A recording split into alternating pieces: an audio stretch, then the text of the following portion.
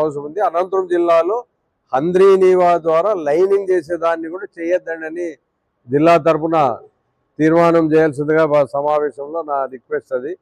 ఎందుకంటే ఈరోజు మన జిల్లా ఎడారి కాబోతుందని చాలా సంవత్సరాల నుంచి మనకందరు తెలిసిన విషయమే.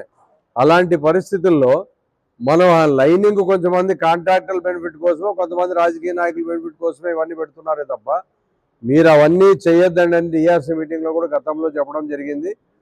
చెప్పినప్పటికీ ఇంకా లైనింగ్ అనేది పెట్టడం చాలా బాధాకర విషయం.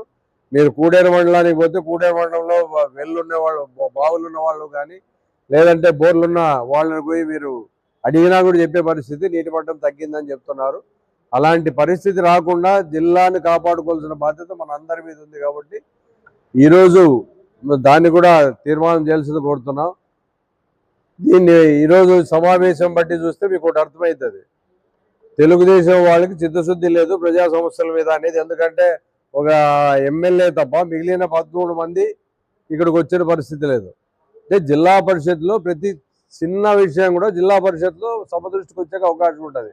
జెడ్పీటీసీల ద్వారానో ఎంపీపీల ద్వారానో దాన్ని ఎలా సాల్వ్ చేయడానికి ముందు పోవడానికి అవకాశం ఉంటుంది.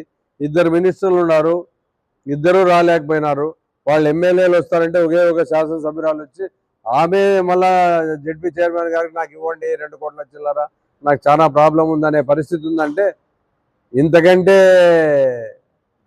సిగ్గుచేటు ఇంకేం ఉండదు. ఎందుకంటే రూలింగ్ గవర్నమెంట్ వాళ్ళు తీసుకొని రావాల ఫండ్స్. మేమేమైనా ఇంకా మిగిలిన ప్రతిపక్షం అడిగితే ఇప్పించాల్సిన అవసరం ఉంది. జెడ్పీ చైర్మన్ గారిని మీరు ఇంకా ఏం కావాలో చెప్పండి మేము తెస్తామని అడగాల్సిన అవసరం ఉంది.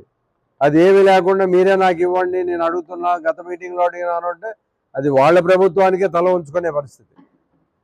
కాబట్టి వీళ్ళందరికీ ఎంత చిత్తశుద్ధి ఉంది ప్రజా సమస్యల పైన అనేది కనీసం మనం మాట్లాడుకోకుండా జెడ్పీటీసీలు ఎంపీపీలు చెప్పేది వినగలిగితే వాళ్ళ సమస్యలు వాళ్ళ సభ దృష్టికి వస్తాయి.